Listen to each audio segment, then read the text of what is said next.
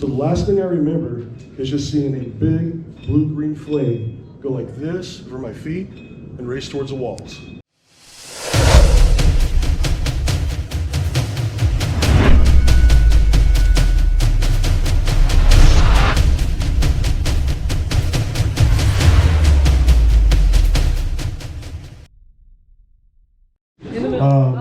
Behind the scenes that a lot of us don't see. So thank you guys very much. Can we give them a round of applause? Yeah.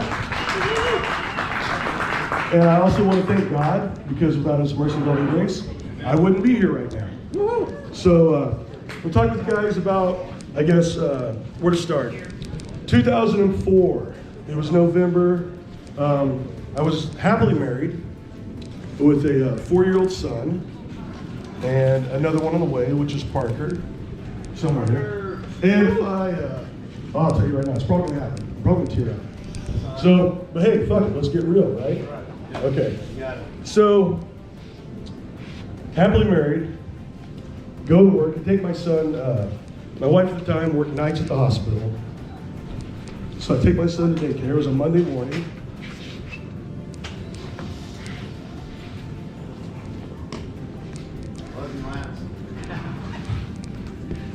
And I go to work, like we do all the time, right? Gonna go to work, this and that, take my son to daycare, drop him off because my wife's coming home from the hospital to sleep. And I drive to work. At the time I'm working on boilers. And so I go to work and I check in this facility, and I go to work on this boiler, and some things that happened, I don't know. Is that a lot of goes? I got blown up. The boiler blew up on me when I was working on it. I was right here, the boiler was right here. It was probably, from me, the boiler to the drafts back there. It was a big industrial boiler. High pressure steam boiler. The door, I'm guessing it probably weighed about 500 pounds or so. Came off, hit me in the head, because I was bent like this working on it. So I got a titanium mesh from here up to about here, about that wide. From my understanding, put me through the wall, about 40 feet from the building. The boiler, or the burner came off the boiler, hit me in my torso, and bruised my internal organs and stuff. The bruises didn't start showing up for a little while, you know.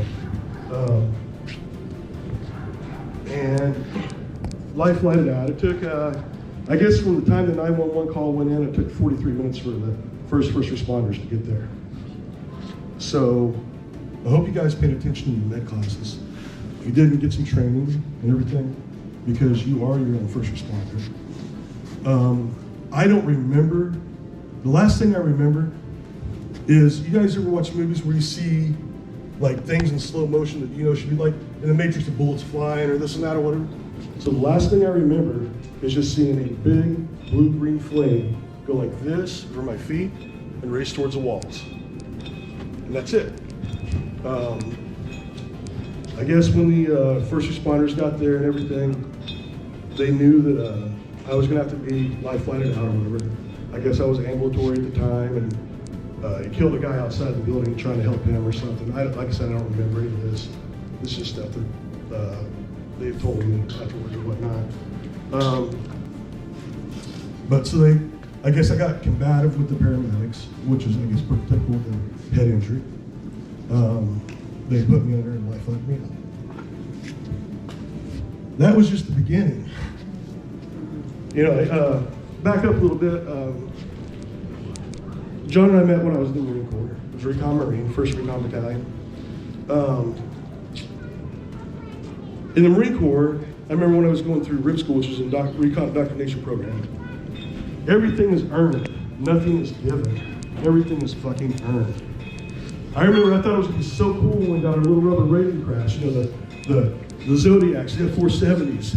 Because man, I've seen these in the movies with Arnold Schwarzenegger, you know, chalking up with the black candy paint and getting in and all shit. Yeah, we got the boats, but guess what? We didn't get to put them in the water for like a fucking week. But we took those boats with us everywhere. with our instructors in them and carry them because you had to earn the right to put them in the water. So after a week, when we finally got to put them in the water, all right, guess what? We're still not doing high-speed shit yet because you haven't earned the paddles yet. So you're going to snap into a rappel line with bowlines in line tied to it, where they're snapping and you start finning and pulling your instructors around in the Pacific Ocean. Then you get your paddles. And then that part's called motor appreciation. The whole reason why I tell you that is because I was now, whether I knew it or not, I was accustomed to this process that life was about to hand me. So I wake up in a hospital a few days later, and or at least as far as I can remember, and I'm just like, what the hell happened? Where am I? Type of thing, you know. They didn't really realize at first, I guess, all the cognitive issues that I had at the moment, because I could bullshit my way through questions, and I didn't know that I had a brain injury at the time or whatever, so to speak. But like, they would ask me, okay, what day is it? And I could see over the nurse's shoulder, and I could read the board. And that was cool, because I thought, I was like, all right, I got, you know, I'm just fake it till I make it type of situation, you know what I mean? And so we did this for a day or two, and then they kind of caught on to that, and they said, okay, well, what year is it? 1994, what year do you think it is? It was fucking 2004, you know? So they said, okay, so they took me into, with another doctor to do a battery of tests to test my cognition. And I couldn't do 2 plus 2. I couldn't do simple addition, subtraction, or anything like that. I could read words, like they handed me a book, See Spot Run, like literally that was, I remember, See Spot Run. Who is Spot? What's he doing? I don't fucking know. I mean, but you know, I could see the words, so it was like, it was a very enlightening moment to me that I was kind of fucked. The very last test they gave me, if I remember correctly, was 5 cards. And they were about this big, so kind of like those jumbo playing cards for little kids. Except there was a snowman in one, a full snowman. And then another one was a puddle with the hat and the coal and all that stuff. And then a process of the snowman melted in the other cards. And they were shuffled. And they told me to put them in the right sequence. I couldn't do it. And I lost it. And the doctor said, well, you know, basically, he didn't have a lot of bedside manner. And I'll tell you through this process, I learned why they call it practice, a lot of them. I'll tell you that. But he didn't have a lot of bedside manner, and I mean, sort of da-da-da, da-da-da, da-da-da, da-da-da. I started cussing him out Morse code, you know? And I'm like, okay, motherfucker, how come I can do that, but I can't do this? And he's like, I don't know. I mean, different parts of the brain, different things are stored, but what had happened from the injury was the blood and everything in the brain had drowned out along my neural pathways that connected the different parts of the brain. So even though there was information there, I couldn't get it from there. There was no road, there was no path. So 4 or 5 years, so that was in November 1st, 2004. December 23rd that year, I started losing the ability to walk. Because when I went through, I injured my spinal cord with it, and had spinal cord surgery, well, not yet, it's kind of, let's see, C1 through C6. Your brainstem goes down into C1 and C2. So I ended up having, they found out about that I was having problems there. I ended up having to go to Craig Hospital in Denver, which is a great place. If you ever know anybody with a spinal cord injury or brain injury, highly recommend it. Great people out there, great staff. Went out there, had my spinal cord surgery and stuff like that. And everything. Been to California Center for Neural Skills for 7 months one time. But basically in and out of hospitals, doing rehabilitation therapies, speech, occupational, educational, physical, balance. My vestibular system was so messed up that watching birds fly through the air would make me dry heave or throw up. I would just get very sick. My oldest son, I couldn't teach him how to throw a ball. But anyways, I tell you all that because a little bit later, I don't know, life just keeps coming at you, right? And you got to get stronger, and you got to do things to get stronger. And you know, there was a time I was like, man, I don't want to be here. You gonna get better? I hope so. I fucking hope so. And I was like, really, Lance? You know, this is a conversation I'm having with myself. Hope's not gonna fucking get you there, son. Your habits will. Start doing your habits. Start working on your habits. What are you doing daily? When I started taking track of that, watching guys like John, other people on YouTube and things, and started teaching myself, because after I hit my maximum medical improvement, my wife at the time, Parker's mom, a wonderful lady, she threw in the towel. And that's when life really got hard. Because now, so with the frontal lobe injury that I had, you know, because we develop our adult personalities as we grow. You know, they say the age of adolescence is kind of extended now. Used to think it was like 18 you're done. We're saying the frontal lobe still develops into your mid-20s or so, where you develop your adult personality. Well, my frontal lobe was fucked up. It sent me back to about 6 years old. I used to think things like sticking gum in my wife's hair would be funny, or spraying Parker with his baby bottle because it squirted, you know, like that when he wants it or whatever. I mean, there was no filter, really.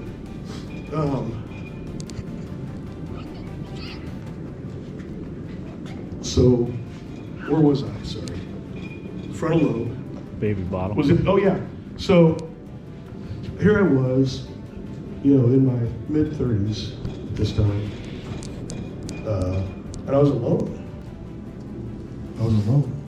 And I had money to pay my bills and everything else, but I didn't have the facilities to do it. You know, I couldn't manage it. I think if I went to the store to get some deodorant toothpaste, I'd be gone for like 3 or 4 hours, come back, no deodorant, no toothpaste, maybe $1,500 worth of DVDs and shit that I didn't need or didn't go for, and you know, stuff like that.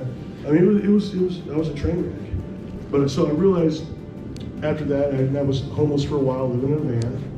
In fact, I had the van at John's old shop, and I was living out here for a while. And basically, like I said, it wasn't the money deals. Is, you know what? I had a fear that I couldn't manage it, that I couldn't manage a house again. You know, and that was a big fear to overcome. Now we've got a nice home and everything else, but your habits, your daily habits. What are you doing with your time? You know, you have to get to a point when so many of us stay where we are. We freeze, we get in the fight or flight because we're afraid of change. You're afraid of change. Well, I'm sorry. Sometimes life throws fucking change at you, and you have no choice but to adapt and overcome or die. Yeah, I mean, that's it.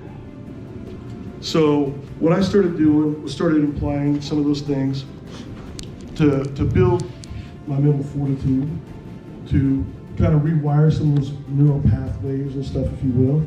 There's a lot of little tricks you can do that I learned and things like that. But basically, the biggest thing I guess I could read with you guys, don't ever quit, don't ever give up, all right? But change, don't be afraid of change, okay? So question for you guys. Time, money, emotions, and relationships. What do they all have in common? Anyone? What's that? You gotta work for them, not really. All your time's been given to you. When did you ever work for that? They're all precious? Yes, they are. All under my control. They're all under your control. Boom. Time, money, emotions, relationships. If you don't fucking manage them, they will manage you. Guarantee it. Guarantee it. And you know what else? They're all interlinked. Think about it. You're having a bad day at work because you didn't get out of bed on time. So you're running late and you're fucking gridlocked because now you didn't hit your window from the traffic. You're running late to work. Now that might affect your money. It's definitely going to affect your emotions, which is also going to affect your relationships with those that you're around, right? And you can add different bubbles and circles of this all you want. You know, it could be health or whatever. But basically, if you don't manage them, they will manage you. So I started out with that, was just time, money, emotions, and relationships. And the way I started doing was doing habits of gratitude daily. You know, you start looking at daily routines. John has a daily routine. You have a morning routine, don't you? What do you do? Wake up, get up, just get up. Get up, get going, right? Do you have things that you do? Yeah. And everything, get on the cardio. I have a morning routine, you know, and everything else. There's a lot of days, especially from the nerve pain and stuff, where nerve pain is 24/7. It doesn't go away. It's just you get better at making it white noise. That's all. And depending on how well rested you are, how well you're taking care of yourself, are you moving, are you exercising? You don't have to go to CrossFit and do this and that, but are you doing stuff? Are you going for a little walk, this and that? Are you doing some squats or whatever? I mean, there's things that we can all do. I mean, I know that you can take regular exercise and you can standardize on that, but basically you gotta move. Your body's made to move. Not only that, you'll start changing yourself on a physiological level, basically at the organs and stuff like that. See, the thing is, the body, a lot of things too, is we develop all of our own chemicals and chemistry and everything, right? And I know we have a chemistry teacher in here, but we do. We all develop our own things, and there's a way that you can take charge of those things instead of letting them bother you so much to overcome them. I have a new tagline for our company. The reason is, what do you want to do? I'm sorry, I know I probably sound like Joe Biden right now. Hey, that's part of the brain injury. Seriously, my mind goes from here to there and that and everything else. And I asked Alicia, man, I haven't wrote anything out. She's like, you're not going to, just be real. Just get up there. Don't rehearse it, just be real. So here it is, you know. So that's it. I lose track at times. I get on bunny trails and this and that or whatever. But changing your state, as you see on my business card, says, change your state, look, smell, and feel great. Because life is state dependent. All right? Life is very state dependent. You get down and depressed, and that's a state that you're in. What does your life look like? I don't want to get off the couch. I don't want to get out of bed. I fucking hurt. Everything's worse. You kind of mope through it. Right? Everything else. Life is state dependent, so do things to change your state, your emotional state, your physical state. Whether that's putting on a song that just really gets you going. And another thing that really kind of got me thinking about this was watching my boys wrestle in wrestling tournaments. They watch them out there and they're getting ready to compete and they got their headphones on and they're bouncing and they're doing all this stuff and they're, you know, you can see it in their eyes. They're not there. They're already on the mat. They're wrestling already. They're rehearsing in their head. I started thinking about that. So I'm like, son of a bitch, why don't I do that every fucking day? Guess what? That's part of my morning routine. I get up before the rest of my house, anybody else in there, and I have about 3 hours to myself. And that's my world. I change my state, I put on my headphones, I dance, I put on music, I got coffee going, I take care of my quail, I do my gratitude, I do some breathing techniques, all these things, I mean, that you can do that don't cost any money, but you gotta manage your time to do it. Another thing about it, who here has an alarm clock? Throw it in the fucking trash. Seriously. Why? Why do you have an alarm clock? Somebody, please, that has an alarm clock. Why do you have an alarm clock? You can't wake up or you fucking won't. So you gotta ask yourself the questions. Questions are the answers. You gotta ask the right questions. Well, how can I go without an alarm clock? I'll tell you how. You fucking tell your brain you gotta get up. And you'll get up. Because, and the reason why, and I'm not trying to pick on you or anything, but here's the thing. The reason why we live in stress, in a state of stress about 70% of the time. All right? Your body's in a different state and everything else. Your brain might be in theta or whatever, and I'm not gonna get into all that, but you're in a different state at that point before you wake up. Now you got your fucking alarm waking up. Guess what? You're waking up reactive instead of proactive. Get proactive. Seriously, get proactive about your day. You know what? Who here has a hard time getting out of bed? Like you just don't want to do it, so you hit the snooze. Hit the snooze, right? Don't do that shit. Anybody here heard of Mel Robbins? Check her out on YouTube. I was watching her, I learned this little trick. She calls it the 5, 4, 3, 2, 1 countdown. All right? Just like your fucking rocket ship. You can't count up because it won't work. Because you basically what you do is you're tricking your brain, okay? Because your brain is doing your body's the troops. It's gonna fucking listen if you get it going the right way. All right? So you want to get out of bed? Set a pause instead of hitting that snooze, or fuck the alarm again. Let it go. But you want to get out of bed? I need to get up and hit 5, 4, 3, 2, 1. By 1, your feet will be on the ground, ready to go. Try it. It's a simple fucking little trick, but it works. Another thing, John talks a lot about moving with a sense of urgency, and he does, and he always has. I don't know how the hell he can, with his legs being a little bit shorter than mine, can walk as fast as he does, but this swears like Michael Myers or something. You got the track star that could do the Roger Madison 4-minute mile running, and then he's right there behind him just walking still, but in front of him, he's already there. But move with a sense of urgency. Outstanding, definitely. But you know what? A sense of urgency is not enough. There's a lot of people going nowhere fast. Perfect example, I don't know if you've ever been in a swimming pool with somebody who's in a very uncomfortable situation and can't swim well, and they're about to shallow water blackout. I guarantee you that motherfucker's moving with a sense of urgency. But he ain't doing well, so he's waiting for somebody to grab him and pull him out.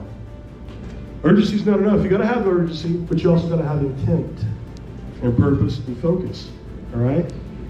Direct your energy and stuff. It's like one of the things I do cold showers every day. This morning, in fact, I didn't do a cold shower. I lied. I didn't do a cold shower today or yesterday. We're staying at Airbnb out here by the river or whatever. I went down, got in the water for 10 minutes. So that's, it's cold water therapy. It works. Body releases chemicals, gets you out of your fight or flight state, stuff like that. But you can't just do it. You can't just go in there and go, okay, I'm out. Same thing with showers, right? You can't do it. You got to have intent and purpose and focus. And so when you go in there, get the cold water and stuff, start controlling your breathing. Short breaths in because our heart beats faster on the inhale. Long breaths out because it beats slower that way. And just nice long breaths out and start controlling and get yourself down. Okay. Settle down your autonomic nervous system and everything. Let it reset, get out of the fight or flight state, and just control your breathing. And you sit down. Is that Wim Hof? Yes, very much so. Very much so. And it works. Breathing techniques are great. You can change your state very quick, in a minute. You can change your physiological state. You get your body to stop dumping cortisol and shit like that when it's not supposed to, different chemicals, stress hormones and things, and start doing the right things. Another thing about it, who here likes roller coasters? Who here doesn't like roller coasters? What happens, Jody, when you're about to get on a roller coaster, you don't like it? Fucking anxious. How do you feel? Scared. Scared. Well, what's going on inside your body? Does your stomach get upset and knot and stuff like that? Yeah. A lot of stomach, heart race. Yeah, it's pretty rough. Exactly. So who gets excited and kind of gets those same deals? Your stomach goes up. Guess what? Same fucking chemicals going on in your body. It's how you're interpreting it. Why can you have two people go to a movie or something like that, and one of them love and the other one hate it? It's perception. Perception can either be your power or your prison. True. How you look at shit is that's it. Perception can be your power or your prison. So the whole better not bitter thing, one of my things was early on is with the right attitude, I don't know who quoted this or said or whatever, but I've adopted it. But with the right attitude, trials in life will make you better. And with the wrong attitude, trials in life will make you bitter. The choice is yours. Choose life. And there's things that you can do, like I said, not only physically, but mentally and emotionally and everything, to help keep you out of that stress state. One of the easy ways I've found for me to tell if I'm in a fight or flight situation, like I said, because we all live in, or most of us live in stress about 70% of the time, is to simply put one hand on your chest and one on your stomach and breathe like you normally breathe right there. Is your stomach rising? The hand on your stomach or the hand on your chest? If it's the hand on your chest and you're breathing out of your chest, which is the fight or flight response, you're not in the rest of digest. You're not using your whole system right here. And that was one of the things Thomas Pierpoint used to work here when I worked here at the old shop. And one day he comes up to me, he's like, "You're hurting today, aren't you, Lance?" And I was like, "Yeah, how do you know?" He goes, "I can tell by your breathing." And I started thinking about that. And everything. Man, I'm walking around half the day, skip breathing and stuff, and holding my breath, and this and that because of the pain and stuff like that, and trying to keep it in there. Okay, well, that's fine for a little while, but your body can't stay like that for a long time at all. Stress is what, like 97, 98%, they say all disease and stuff and illness comes to stress related and everything. So you guys really got to take charge of your stress. Take charge of your time, your money. Manage it. Manage your life. Don't let other people manage it like the government's trying to. But you know what? Say you can't do anything on a local level, government's too big for you. Guess what? There are things you can do on your level, on a personal level, to make your life the way that you want it. I mean, there really are. Get around good people. Get around good people. Surround yourself with people. This is the underground network and everything. You need these people in your life. I mean, that's what makes us stronger. That's what makes us better. If I didn't have good people in my life, like John, for example, I don't know where I'd be right now. The way I got out here before, you remember? So I was in a pretty bad state. I was still on all my meds and stuff at this time, or trying to come off of some of them and stuff. But I was at a really, really low point in my life. And I was sitting in my room, and I was about to check out. And sitting there, and I was like, fuck, this is it. Done. And I asked myself a question. Remember, questions are the answers, right? I asked myself a question. Hey, Lance, what's one thing that you've always wanted to do that you haven't done? And I went, well, I've always wanted to do a through hike on the Appalachian Trail, and I've never done it. Okay, all right. Well, you're gonna have to get to the trailhead. It's gonna take you 6 months or so, or whatever. And this is me still with my nerve pain, in my legs and shit and everything else. So you can't drive there because you can't just leave your car there. It's gonna be, well, I've never fucking hitchhiked before.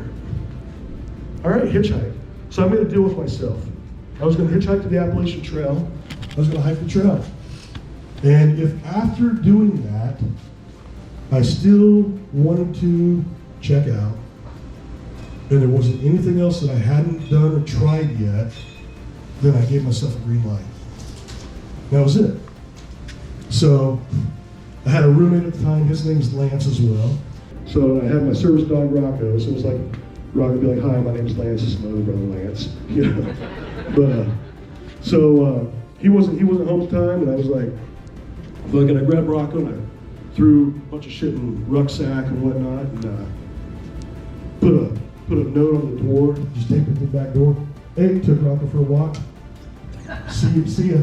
All right, be back later. I think that's what it said. Took Rocco for a walk, be back later. And I headed towards the Appalachian Trail. I never made it.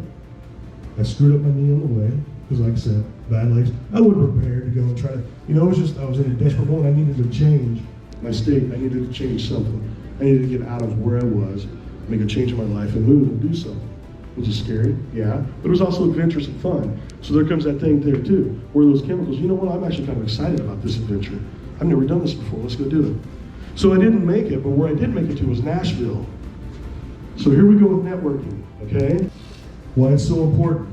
So I get to Nashville, I got my dog, and I thought it'd be good to get him, so I was, went to Bass Pro. I stopped at, we made it to Springfield, Missouri, stopped at Bass Pro and got him some booties and stuff. Thought, all right, man, we got this. I think my dog thought I was a fucking nut. Because that night, that night, after we got in the boost of Springfield, man, this huge freak storm just came in. A lot of snow and everything. And I got a picture somewhere. If you go track down my Facebook, you can find it, I'm sure in there somewhere, of me and Rocco in an alley. I got a pallet on the ground, another one leaned up against it, and you know, we're sleeping in there in snow everywhere. You know, but didn't make it to the Apples Trail, made it to Nashville. Fuck, my legs all fucked up. I really don't have a lot of money and this and that, you know, whatever. But I knew John was here in Tennessee, so I called John. John's like, where you at? I was like, man, I'm sleeping on the side of the interstate at mile marker or whatever. There was a bookstore down there because I bought a book while I was waiting on him to come get me. So, it was a good book too. And it was a book that talked a lot about mindset and everything. So, but John came and got me, so networking is very important. John and Amanda brought me here to kind of rest up and heal up and stuff like that, get back in my way. John looked at me and was like, dude, I remember you like, you fucking need to take better care of yourself. You're not doing good. But they took me under their wing and everything else and kind of showed me some stuff and got me back on my feet. Gave me confidence again and everything. Because here's the thing with mindset. I had gone through all these years in the hospitals and stuff, sitting in meetings and stuff like that with the insurance and this and that and everything, talking about me like I wasn't in the fucking room. Well, you know, right now he's about an 8-year-old's level on what's okay and this and that, and blah, blah, blah, blah. Lost track again. Welcome to my world. At least I don't have a time machine like I used to. I get to the stores with a time machine. Mindset, John, got you to 8 years old. Okay, yeah. So 8-year-old, so thank you.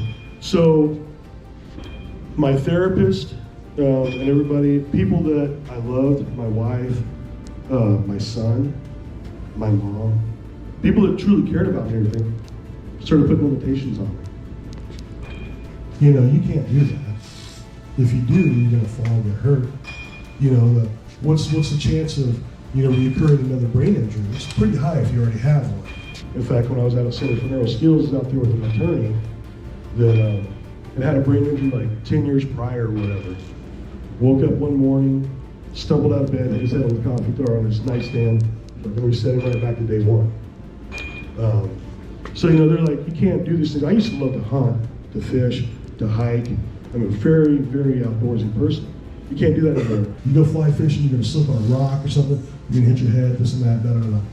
Well, Parker's mom and I, they kind of got into a argument because I was, you know, wanting to go hiking and do stuff again and everything to find out if I still liked me or not, or who I was.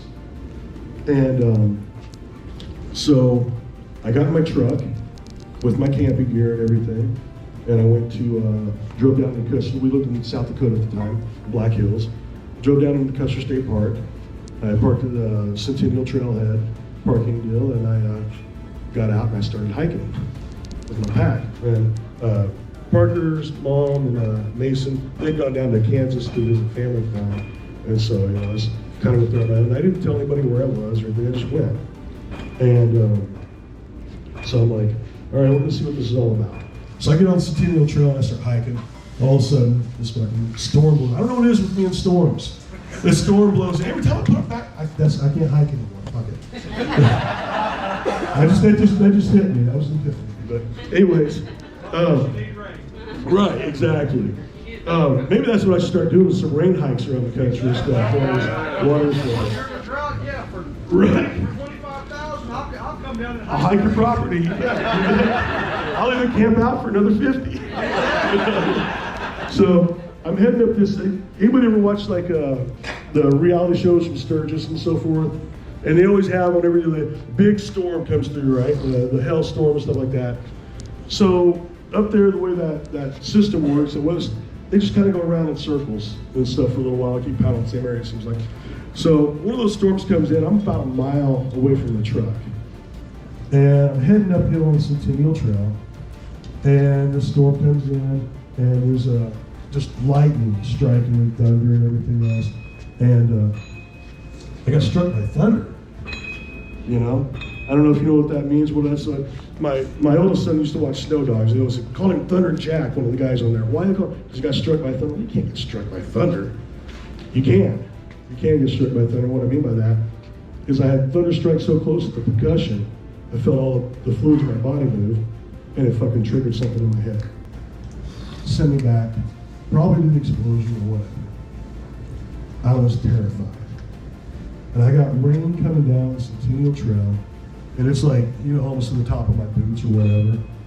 And now all these words and these thoughts, you can't do this, you can't do that, da da da, are going through my head in my moment of about the shallow water blackout, if you will, or whatever, because I'm starting to panic. So all these thoughts and all these words of people who cared about me and loved me, all these limitations started coming up in my head. And I can see it now. I see a lot of things. I see a lot of things in cartoons and stuff, kind of my mind movies, you know, and everything else. It's like I can see it now. Rapid City Journal. Recon Marine drowns on Centennial Trail. And that was the reality to me at the moment, because I thought, man, on the next rock, I'm gonna slip, I'm gonna fall. I got my damn rucksack on my back. I'm gonna hit my head or something. I'm gonna hurt my spinal cord again, or I'm not gonna move. I'm gonna drown in this damn water coming down the trail. And that was the reality to me at the moment, because I thought, man, on the next rock, I'm gonna slip, I'm gonna fall. I got my damn rucksack on my back. I'm gonna hit my head or something. I'm gonna hurt my spinal cord again, or I'm not building. I'm gonna drown in this damn water coming down the trail. You know, and that was the reality for me. And so I finally found a place that I thought, you know, maybe within another mile or so that I thought was safe, where I wouldn't get hit by lightning or anything. And I set my tent up for the night, and I was praying. I was like, Lord, you get me the hell out of here. I'll never fucking do this again. I'm selling all my stuff. You know, I mean, just everything else. I get my tent set up, and I'm soaking wet and everything else.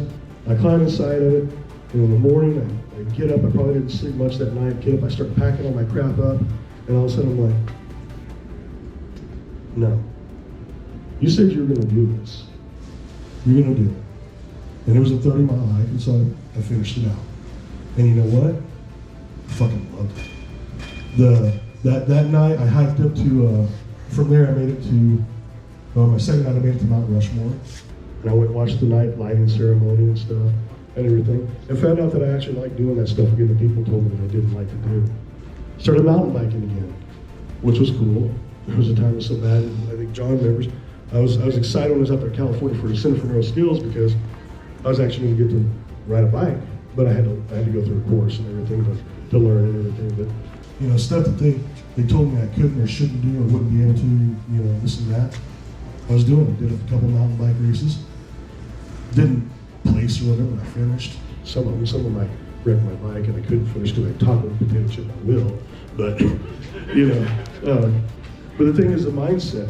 Be careful what you let into your mind. Be careful what you let in. Be careful what I think you were talking about just a little moment. Be careful what you listen to, what you hear and stuff. Surround yourself with like-minded people. Surround yourself with all that stuff. Man, I hang out with Tony Robbins. I hang out with E.T., the hip-hop preacher, Jim Quick, who does a lot of brain stuff. I mean, I hang out with all these guys on YouTube while I'm working, or on podcasts, Joe Rogan and stuff like that. I listen to things that are going to help me so I can help others, because honestly, that's my passion. I like to help other people because I don't like where I was or how I was. That's actually how I even got started in doing soap and beard oil and stuff like that. My first product that I ever made was called Better Not Bitter. It's a balm, and you know, I was always using it and putting it on my neck and stuff like that when I got off all my pain meds. And Amanda one day, I think I was down here, she's like, what are you always putting on that smells so good? I'm like, this is Better Not Bitter balm that I make, you know, in my van. You know? Right? Yeah, exactly. You know what though? I honestly, I guess maybe I lied to you a little bit. I've never been homeless. I said I was, but you know what? I had a van. That was my home. I was never homeless. You gotta think about it. But so she's like, well, can I try some of my back? So I went, sure, and I gave her some. She was like, you need to sell that. So that's kind of where it all started from. And then I got on YouTube and stuff, and started learning the process of soap and this and that. And then I started making stuff and all of our recipes that we have back there are our own. I mean, there's stuff that we developed, which I think is really kind of funny because with my brain injury stuff, I lost my sense of smell and my sense of taste. So, you know, I kind of laugh at you guys. You know, the meme where the guy's getting ready to be hung, he's like, first time, huh? But everybody COVID, oh, I can't smell, I can't taste. Like, first time, right? So, you know, so I'm sure I drive Alicia and Parker crazy. I'm like, here, smell this. Does it smell good or whatever, you know? Stuff like that. At times we put things together. But the thing is, it doesn't really matter what your limitations are if you don't view them as limitations. It's all about perception. All right? Perception, mindset, managing not just your time, money, emotions, relationships, but managing the shit that comes in there. Because I have this little voice inside my head, and we all have it. You got to think about it. We all have it. I call mine Limited Larry, and he's a little bitch, and he's a hater. And you know what? He's little. He's got this little mullet. I mean, I can tell you exactly what he looks like. He talks out of his mouth like, "Hey, Lance, you can't do those kind of things." Shut the fuck up, Larry. Just sit down over there. You know. And that's the battle that goes on in the head. Hey, Lance, your legs are hurting today, aren't you? No, motherfucker, no. And even Alicia, she knows because she can testify to this. She'll be like, take a break, relax, rest. You're hurting. You're not gonna be as worshipful. Don't fucking tell me that. You know, I mean, I'm just straight up. I love you, but don't fucking talk to me like that. Don't tell me that. I'm not listening. I'll listen to my body. I'm gonna push it. All right. Getting ready for this event here. That's another thing. Who here likes to gamble and go to casinos? Shifting gears a little bit. Okay. Why? The adrenaline, yeah. Random rewards. Yeah. Random rewards. So what they do is they use your body's chemistry against you. Random rewards. Do things for yourself to create random rewards. What's the first word you're saying? Random. Sorry. Oh, random. Random rewards. Yes. You know, and that could be a thing like you have get an auto number generator. Pick make a little list of like 6 things. You know, you do something, you reach a little goal, you hit it, hit your auto generator, and have one of those things be like your fucking Jack Price thing. Some of them just be like, hey, try again, sorry, you know. Start working on your own dopamine. Start using it for you. Use your chemistry for you. Take that power back. That's how they get the addiction is with the random rewards and stuff. Same thing with lotto tickets, scratchers, and shit like that. Take that power back. Use it for yourself. Give yourself random rewards. Things. Getting ready for this thing. I worked one day, Parker was at his mom's. I worked until, 11 at night from about 4 in the morning, getting ready. And I was deadbeat tired, and I was hurting. And Alicia's like, you need to get to bed, we got a lot of stuff to do. And guess what?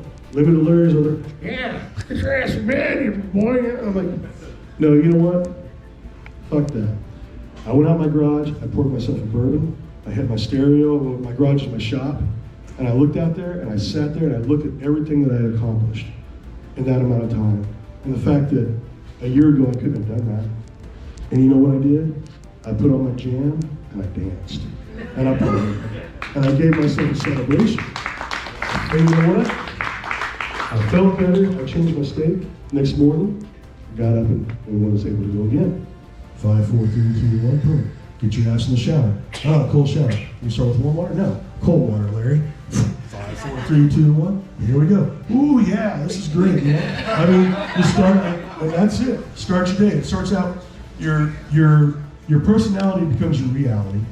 You ever met a grumpy motherfucker that's just grumpy all the time, no matter what? What was it, Cat Wilson? You mad at breakfast? Damn, you know? It is. Your personality will start to reflect your reality and those around you. The energy John was talking about, guess what?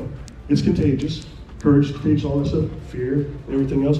People you get around, the vibe that you're throwing off and stuff like that, it's contagious. Others pick up on it. So, be good to yourself, be good to others, love yourself. Thank you guys all for your time and everything, and allowing me to get up here and just be real and share with you guys. And if you haven't checked out yet, I've got Stand and Fight back there. I've got some great soap and stuff that we made. Who's here who's using Stand and Fight since they got it? What do you think? Oh, yeah, I can believe me. It's a game changer. It works. I was telling someone yesterday, Parker and I will go rucking some mornings and stuff like that. And if I'm hurting and everything, there was a while that we didn't have it because I didn't have the wheels to make it. I was waiting on him to get in, and he was stomping me on the rucks. I mean, he was leaving me behind for like 2 or 3 days. Guess what? When wheels came in, I got Stand and Fight. I put on instant. I left them by about a block. Kid you not. I'm joking, he'll smoke me. Nice to be young again. So, but hey, thank you guys all. God bless, nothing less. Peace. Love you. Thank you. Lance puts a little bit of himself into every product he makes.